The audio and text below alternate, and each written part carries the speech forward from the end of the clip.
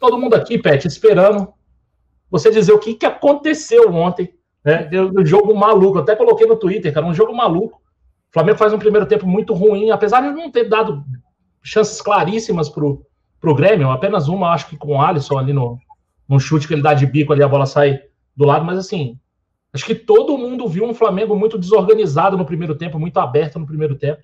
E o segundo tempo, onde muita gente esperou o pior, né? Ainda mais tirando uma Arrascaeta no meio no intervalo. Eu mesmo falei, cara, ele tirou a Arrascaeta, ele tirou a única ilha de criatividade que o time tem. Mas aí depois a gente, até ontem mesmo, a gente já comentou isso, e aí a gente queria ouvir a sua opinião sobre o jogo, cara, ouvir o que você viu taticamente desse jogo, cara. Esteja à vontade, a gente vai te interrompendo aqui, vamos fazendo perguntas, e a gente vou pegando aqui a pergunta do pessoal também, e a gente vai debatendo aqui. A palavra está contigo, irmão, pode começar. Então, Marcão, ontem foi um jogo estranho, eu acho, né? Talvez seja a melhor palavra para adjetivar esse jogo. Atípico. Coloca assim, é melhor, mais bonito. Pode ser também atípico, estranho. Eu digo estranho porque, assim, vou ser bem sincero, cara. Quando saiu o primeiro gol, eu tava assistindo aqui na sala aqui de casa, sozinho, e eu comemorei, obviamente. Eu falei, cara, o que tá acontecendo? Que coisa maluca. Aí saiu o segundo, eu falei, cara, tá tudo louco, tudo errado. Eu saio o terceiro, eu falei, meu Deus, nada faz sentido nesse jogo. Eu ia comemorando o gol, mas assim, pensando, cara, nada tá fazendo sentido. O que tá acontecendo? Que porra é essa? Que parada que é isso aqui, cara? Porque realmente foi um jogo muito estranho. O Flamengo fez um primeiro tempo ruim, no meu ponto de vista. O Grêmio, o Filipão, ele fez uma mudança, né? Ele colocou um meio-campo um pouquinho mais de pegada, com 3 volantes ali, o Thiago Santos, o Lucas Silva e o Vila Sante. E aí isso fez com que o Flamengo tivesse muita dificuldade no meio-campo. O Diego, para mim, jogou mal ontem, muito porque o jogo foi muito pegado, muito duelado, muito físico, muita disputa física. E nesse jogo de disputa física, o Diego não vai sobressair. Acho que a troca em que o Renato Gaúcho colocou o Thiago Maia no segundo tempo no lugar do Diego foi mais do que necessária. Assim, foi providencial, porque o Thiago Maia tem essa característica também de disputa física, de ganhar duelos e tal, e isso fez o Flamengo crescer um pouco no meio campo. Mas assim, o primeiro ponto que eu queria ressaltar é o seguinte, eu até fiz um tweet logo assim que acabou o jogo, falando que aos poucos esse Flamengo vai tomando uma cara diferente, que é uma cara um pouco mais próxima do Renato Gaúcho.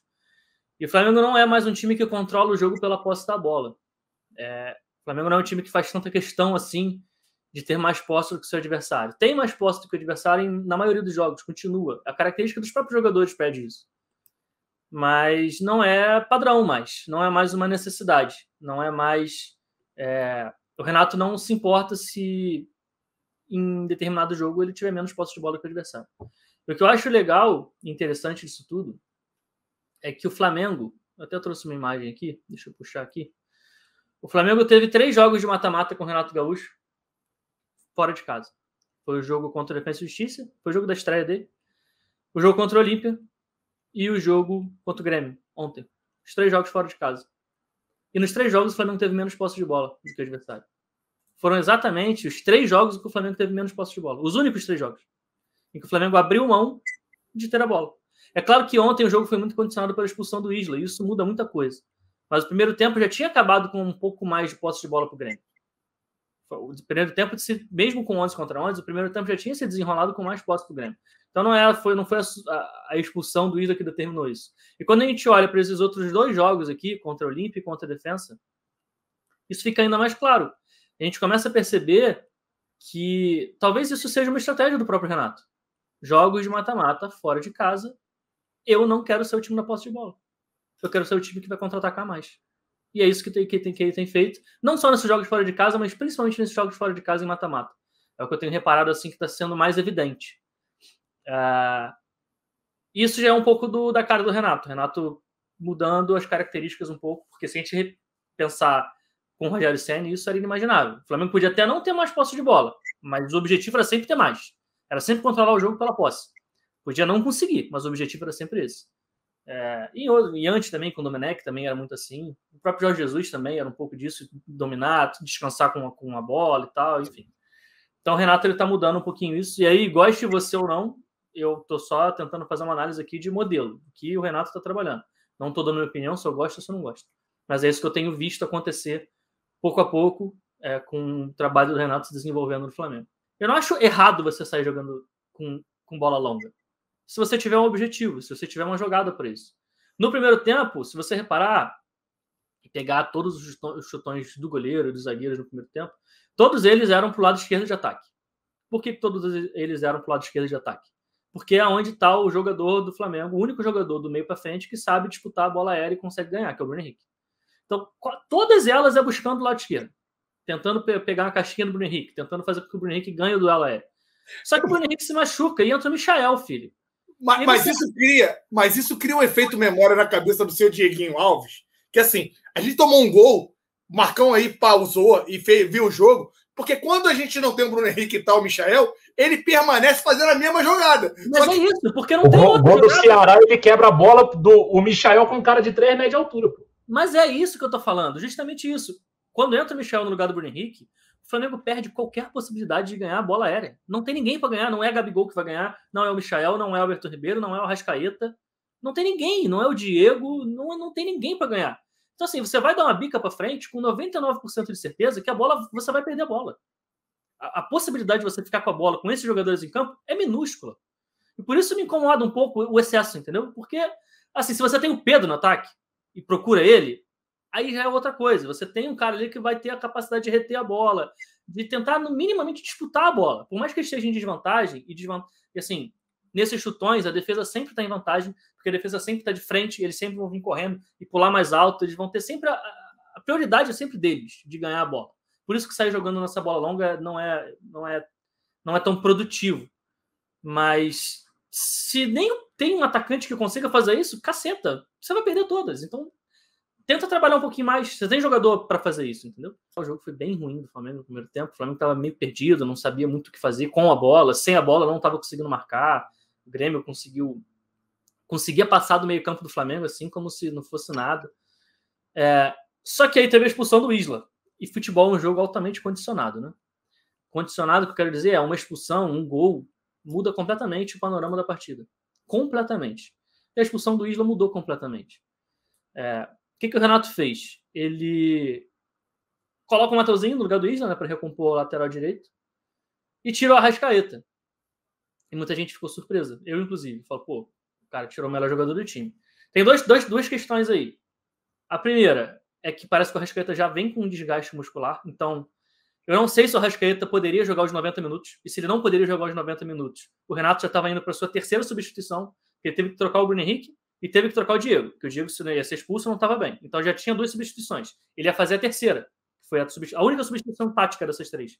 Foi tirar o Arrascaeta. Então, o que ele pensou? Foi, bom, se eu não tirar o Arrascaeta agora, e ele, teoricamente, não pode jogar o jogo inteiro, daqui a 20 minutos eu tenho que fazer outra. Então, vou tirar logo. É o sacrifício que eu tenho que fazer para recompor o time. E eu acho que foi um dos caminhos. O outro caminho, a outra possibilidade, que também pode ter corroborado para a substituição, foi a estratégia que o próprio Renato tomou para o jogo. O que o Renato fez? O Flamengo joga no 4-2-3-1. Perdeu o lateral direito, teve que recompor e tal. Como é que o Flamengo jogou no segundo tempo? 4-4-1. 2 linhas de 4, marcando lá atrás, bumbumzinho lá dentro da área do goleiro, e um jogador só na frente, que era o Gabigol.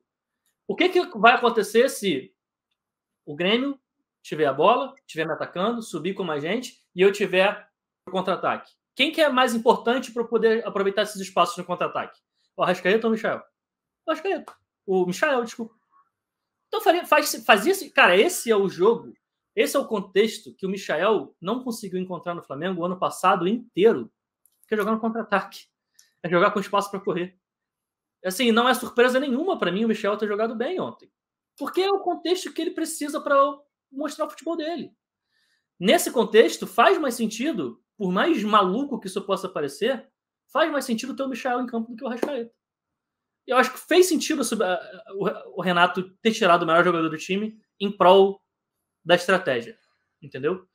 Então, e principalmente, assim, essa estratégia foi muito inteligente da parte do Renato. Por mais que seja meio óbvio você perder um jogador expulso e recuar o time. Por mais óbvio que isso possa parecer, contra o Grêmio, isso foi muito inteligente, porque o Grêmio é treinado pelo Filipão. E o Grêmio é um time que tem muita dificuldade de propor jogo. Sendo que, com um a mais, é quase que obrigatório você propor o jogo. Com um a mais, você dentro da sua casa, num jogo de mata-mata, no jogo da ida, podendo fazer resultado, é quase que obrigatório, assim. Inconscientemente, todo mundo, jogadores, técnicos, todo mundo pensa, a gente tem que ir para cima. Só que esse time do Grêmio não tem qualidade, não tem movimentações, não tem sincronização no ataque para ir para cima.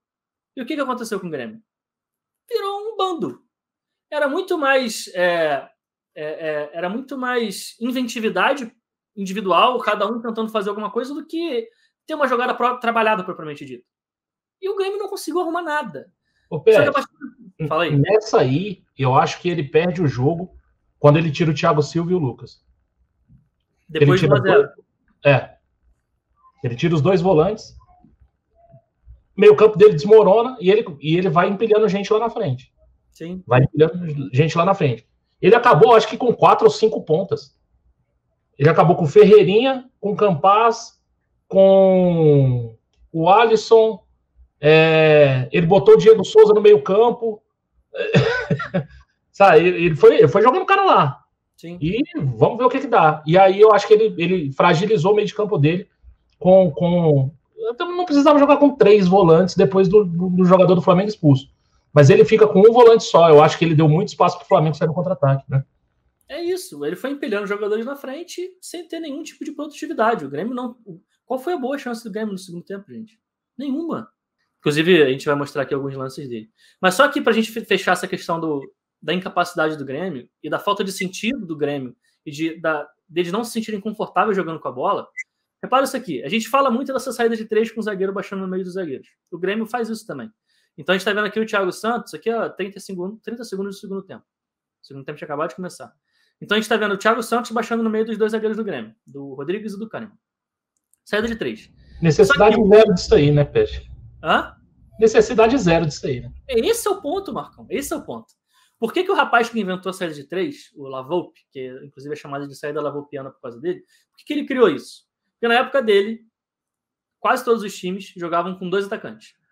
Então, se você imaginar 2 atacantes subindo para marcar 2 zagueiros, ficava muito no mano a mano ali, né? Era 1 contra 1. Então ele teve a ideia de falar, bom, eu vou puxar um volante no meio dos zagueiros para ter superioridade numérica para sair jogando. E aí eu fico com 3 contra 2. Legal, show de bola, faz sentido.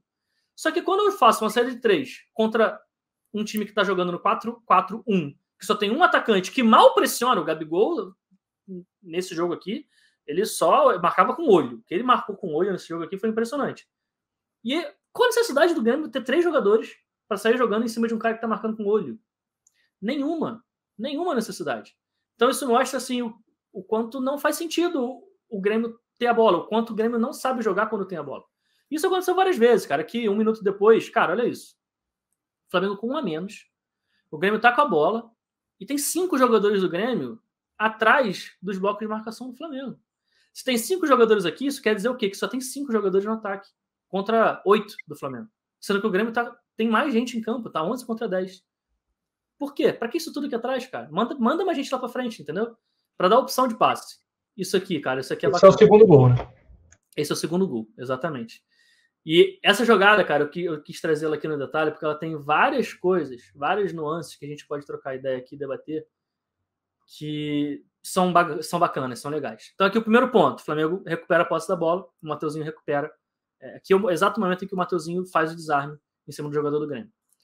E aí o que é interessante? Primeiro, de novo, o Flamengo pronto para contra-atacar. O Mateuzinho recuperou, já está o Vitinho atacando aqui o espaço para poder receber a bola na frente. Então, mostrando essa estratégia do Flamengo de realmente baixar o bloco e contra-atacar assim que conseguisse recuperar a posse da bola. E aí o legal o Vitinho ele ataca esse espaço, ele gera essa linha de passe para o Mateuzinho, mais óbvia, né? Aberto pelo lado direito de ataque.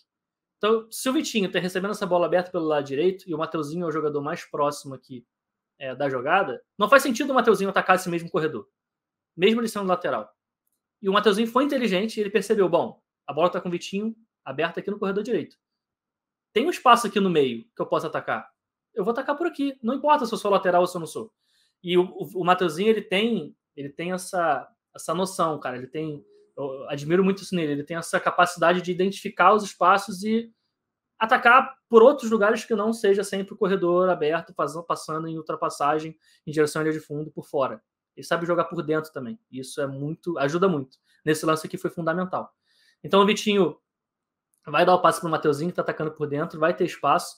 E aí aqui, cara, é interessante porque o Mateuzinho tem espaço para conduzir, para carregar, e ele não se afoba, cara. Ele vai carregando até o último momento. E o que acontece? Como ele vai carregando até o último momento, ele vai atrair um dos zagueiros do Grêmio. Então a gente está vendo aqui essa linha com 3 jogadores do Grêmio, são os 2 zagueiros e mais o lateral direito. O Rafinha está voltando aqui pelo lado esquerdo para tentar fechar a linha de 4 de defesa do Grêmio. Mas como o Mateuzinho está conduzindo, ele atrai o zagueiro. E nessa que ele atrai o zagueiro, ele já desmonta toda a linha de defesa do Grêmio. Não está em mais uma linha. Está cada um numa posição diferente. E ele só dá o passe depois que ele atrai o jogador. E isso é importante para gerar espaço. Eu vou conduzindo. Se ninguém vai me marcar, eu vou carregar essa bola até o gol. Mas em algum momento, teoricamente, alguém vai vir para me marcar. E se alguém vem me marcar, gerou um espaço nas costas desse cara. E foi exatamente isso que aconteceu com o Mateuzinho. Ele foi carregando. Quando chegou alguém em cima dele, aí ele deu o passe. E ele deu o passe pro Vitinho. E aí, cara, aqui, na boa, essa jogada do Vitinho aqui é coisa de quem sabe muito. Eu tenho muitas críticas com o Vitinho em relação a ele ser meio vagalume, às vezes ele não consegue ter continuidade, às vezes ele some do jogo. Mas, cara, quando ele tá afim, quando ele tá afim mesmo de jogar futebol e pra cima e ligado no jogo, eu acho ele muito bom jogador. E aqui ele fez o que a gente chama de temporização. É muito parecido com o que o Mateuzinho fez. Aqui, nesse momento aqui que ele tá com a bola, não tem muito o que ele fazer. Não tem nenhuma linha de passe óbvia. O Mateuzinho tá marcado, o Michael tá marcado, o passe no Gabigol é muito improvável. Se ele tentar finalizar, tem muita gente na frente dele. Então, o que ele faz? Ele temporiza. O que é temporizar? É você segurar a bola e esperar um melhor momento para poder fazer, ao tomar alguma ação. Seja um chute, seja um passe. E como ele temporiza e ele segura, ele finge ali que ele vai dar um chute, ele pisa na bola e tal, ele atrai a atenção de 3 jogadores do Grêmio. Então, aquele zagueiro que tem no Mateuzinho, de novo, vai tentar fechar o chute. O outro jogador que estava marcando o Mateuzinho nesse frame anterior, esse jogador que está bem colado no Mateuzinho, também é atraído pelo Vitinho. Então, se o Vitinho toca no Mateuzinho aqui, por exemplo, ao invés de tocar no Michel, também poderia dar bom, porque a bola ia vir no Mateuzinho, esse lateral direito do Grêmio, o Wanderson, ia ter que sair no Mateuzinho, e aí a bola ia vir no Gabigol, e o Gabigol sai na cara do gol. Então, uma possibilidade seria esse toque no Mateuzinho. Mas a outra possibilidade como ele atraiu um terceiro jogador, e esse terceiro jogador é o Rafinha, o Michel ficou completamente livre.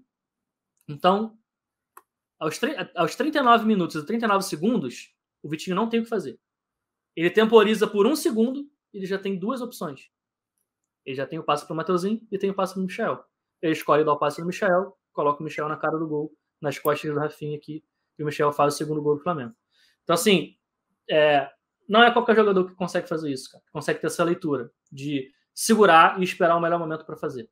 E o Vitinho não fez só isso no jogo, né? O cruzamento que ele dá pro Rodinei é sacanagem. Assim, ontem, principalmente eu falei muito do Diego. Eu achei um péssimo jogo do Diego. Horrível. Queria ouvir de você um pouco sobre o Diego. Se ele tem condição de fazer esse segundo volante. Para mim, cada vez menos eu acho que ele tem condição de fazer esse segundo volante. Principalmente em jogos como o jogo de ontem. Um jogo de mata-mata, um jogo pegado, um jogo mais físico. Acho que ele não aguenta mais fazer. E aí tem uma pergunta aqui, ó, do... deixa eu ver aqui de quem... Teve alguém aqui que perguntou.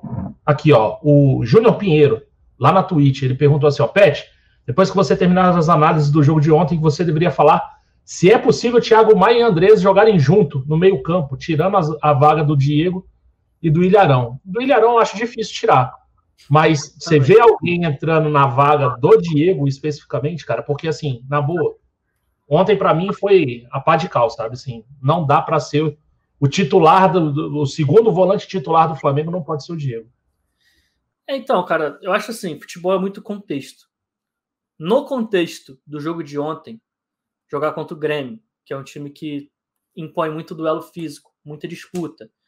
E o Filipão ainda colocou mais um jogador no meio para ter mais essa disputa. Colocou o Thiago Santos, Lucas Silva, o Vila Sante. Ele colocou um meio de campo ainda mais pegador. Nesse contexto, para mim não faz sentido ter o Diego em campo. nesse tipo de jogo. Porque a tendência é ele jogar mal. Foi como aconteceu ontem. Ele pode até jogar bem, mas não é o padrão. Seria anormal de jogar bem nesse tipo de jogo. Mas há vários outros contextos em que eu acho que o Diego jogando de segundo volante pode funcionar muito bem. Pô. Eu vejo assim, jogos mais fracos. Jogo que a gente não vai ficar atacado. Joga contra times que você sabe que o time vai jogar com um bloco mais baixo. Como foi contra o Corinthians, por exemplo. O Corinthians jogou um pouquinho mais recuado e tal. Faz sentido ter mais um jogador ali que tenha um controle da bola, que consiga manter a posse, girar o jogo de um lado para o outro. Então, nesse sentido, acho que faz sim. Tem espaço para o Diego jogar de segundo volante. Até porque, Marcão, eu não vejo mais o Diego jogando como meia, cara. Eu não vejo o Diego sendo esse cara. Pois é, eu acho que ele tá ficando limitado. Acho que realmente está chegando ou o fim da carreira ou ele vai jogar em times de menor potencial técnico, cara. Porque, assim, eu acho que a meia ele não consegue fazer mais. E como volante, a gente já está condicionando a um tipo de jogo. Um jogo mais tranquilo, com um bloco do adversário mais baixo, tal, beleza. Eu acho que ele nesse sentido, ele vai perder a vaga majoritariamente nos jogos. E sabe o que é pior no caso do Diego, nesse aspecto? É que chegou um cara que tem a mesma capacidade que a dele de posse de bola, de girar jogo, e que é mais novo e que tem um pouco mais de intensidade para marcar, que é o Andrés.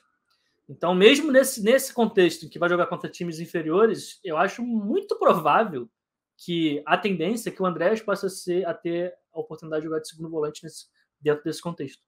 Eu até fiz um vídeo no meu canal no YouTube fazendo análise do Andrés e explicando do porquê que, no meu ponto de vista, eu acho que o Andrés vem justamente para essa posição do segundo volante. Tem gente que fala, não, mas eu acho que ele vai jogar na função do Arrascaeta. Eu acho pouco provável. E no vídeo eu explico, mas de forma mais resumida. Quem quiser ver com mais detalhe, assiste lá depois no meu canal. Mas de forma resumida, o motivo pelo qual eu não acho que ele vai jogar bem na posição do Arrascaeta é que eu acho ele pouco incisivo. Ele é um cara que arrisca pouco passes para deixar o atacante na cara do gol. Ele é muito mais de reciclar posse, de gerar o jogo para um lado para o outro. E quem faz isso no time do Flamengo é o Diego. Girar, tocar para o lado e tal. Não que ele não tenha capacidade, ele tem. E isso justamente é algo que me incomodou quando eu estava assistindo os jogos dele. Porque eu via que ele tinha capacidade, mas ele arriscava pouco. Ele não tentava. Ele prefere reciclar. Ele prefere um passe mais fácil, digamos assim. Então, mas assim, teoricamente, o Diego perde espaço. E aí, porque assim, num jogo em que você vai ter esse aspecto de duelo físico, de disputa, aí eu acho que não faz sentido nem o Andrés, nem o Diego. É muito mais pro Thiago Maia. O Thiago Maia conseguindo recuperar fisicamente, a tendência é que ele consiga jogar de segundo volante. Eu tendo a dizer que o Renato tá meio que mudando algumas características do Flamengo que eu gostava muito. E assim, eu tô gostando porque tá dando certo. Cara, tem 10 jogos, tem 8 goleadas, cara. Tem uma derrota e um empate. Então, assim, é meio maluquice, né? Mas, assim, eu adorava quando a gente marcava a pressão alta lá, cara, e dava certo. A gente tomava a bola no campo do adversário. A gente tá perdendo essa característica, Pedro? Teoricamente, sim. E eu acho que já era algo esperado até certo ponto. Porque não era uma característica do time do Grêmio, por exemplo, do Renato, marcar a pressão alta. E quando o Grêmio tentava fazer, fazia mal e se quebrava. O Grêmio sempre foi um time que perdia a bola, baixava o bloco, recompunha e tudo mais. Não era uma característica. Então, eu ainda acho que é cedo para a gente falar que o Flamengo não vai fazer mais isso. De novo, principalmente no jogo de ontem, que é aquele contexto do jogo mata-mata fora de casa. Para mim, o Renato está adotando uma estratégia diferente do que ele vai adotar em outros jogos. Então, eu acho que é cedo para a gente cravar aqui o Flamengo não tem mais pressão alta. Eu acho cedo. Mas, se for avaliar os trabalhos anteriores do Renato, faz sentido o Flamengo aos poucos perder isso, porque não era o que ele fazia nos times dele antigamente. Agora, o engraçado é que quando ele chega no Flamengo, de uma hora para outra a marcação alta encaixou. Os primeiros jogos do Renato no Flamengo, e aí foi quando a gente questionou, uma intensidade absurda, Flamengo marcação alta, subindo em bloco, subindo compacto, e aí as coisas agora começam a se perder. Então isso me deixa numa dúvida absurda, cara. O que aconteceu? Né? Para poder ter mudado, porque antes porque o Flamengo não tem ainda todo o preparo físico, o Flamengo não está bem fisicamente. Aí beleza. Aí a porra do sabotador mete o pé, cai. Sabotador caiu, Renato chega, de uma hora para outra o time, pum, dá um estalo, o time volta, né, a jogar numa intensidade absurda, porra, do primeiro minuto até o final, jogando com marcação alta ali, encaixado, o time subindo de forma compacta, e agora nesses últimos jogos eu tenho visto o contrário. E não apenas esse, contra o Olímpia ela ainda fez alguma marcação alta, sim, em alguns momentos, né? A gente ainda tentou fazer uma marcação alta ali contra o Olímpia, só que o jogo contra o Olímpia em Brasília foi tão fácil, se desenhou tão fácil, que a gente não pôde nem, né, ter um teste de verdade. Contra o primeiro tempo contra o Grêmio agora, a gente viu a dificuldade, a gente não viu a marcação. Contra o Ceará também, Alan. O jogo do Ceará também, eu achei, teve muita dificuldade de encaixar a marcação lá em cima. O do Ceará foi assim como o do Inter, né? Foram 2 jogos horríveis que o Flamengo fez. E aí a gente também não viu. Quanto o Grêmio no primeiro tempo, a gente teve inúmeras dificuldades. Ainda teve a cabaçada do Isla, que assim, é um ponto a se destacar. Cara, não dá para um cara que tem, né, anos de Europa, um cara que é jogador titular da seleção chilena, pegar e tomar 2 cartões amarelos praticamente iguais. Ele faz a primeira falta quase idêntica. É que a gente não pode passar o lance aqui, né, ao que ele faz no segundo. E o segundo, galera, o cara estava indo para a linha de fundo. Daria tempo dele gerar, equilibrar o corpo e acompanhar o cara e cercar o cara. Então, assim, totalmente desnecessário o que o Isla fez. Poderia ter, de novo, comprometido. Vou ser redundante com isso aqui, porque assim, isso está me deixando puto até hoje. O Isla poderia ter comprometido seriamente a classificação do Flamengo para a semifinal da Copa do Brasil. Só um ponto, Alan. E assim, eu não vou minimizar o problema do Isla, porque eu acho que realmente ele vacilou. Concordo contigo, estou contigo total. Mas atrapalhou muito o sistema defensivo do Flamengo, porque o meio-campo do Flamengo não estava marcando nada. Estava muito fácil chegar contra os zagueiros e contra os laterais. Então, assim, a nossa transição defensiva parece que piorou, né? Pois é, então, assim, o que eu quero dizer é, o Isla ter ficado nessa situação de ter feito essas 2 faltas desses 2 lances só no primeiro tempo, é porque estava errado na frente também, entendeu? Porque não era nem para ter chegado ali daquele jeito. Então, sim, tem falha do Isla, mas eu acho que o sistema defensivo do Flamengo como um todo no primeiro tempo foi ruim, cara. Não foi bom. Tem quem acredite que o Kennedy já rapidamente colocará o Everton Ribeiro no banco, cara. Eu tenho minhas dúvidas. Eu acho que assim, ele vai ter que provar o valor dele aqui. Vou esperar para falar também. Eu acho que o Everton Ribeiro, principalmente taticamente, faz uma função que eu não sei se o Kennedy consegue fazer. Então, assim, o Everton Ribeiro vem oscilando muito, vem mal há muito tempo, essa é a verdade. Apesar de eu ter gostado da partida do Everton Ribeiro ontem, ele perde um gol que não pode perder, né, cara? E o Everton Ribeiro tem uma deficiência no arremate final. Isso é claro e notório. O Everton Ribeiro, ele acaba finalizando mal. E ontem, cara, ele sai cara a cara. Aquele gol ali, aquele lance era para matar o jogo e trazer tranquilidade pra gente.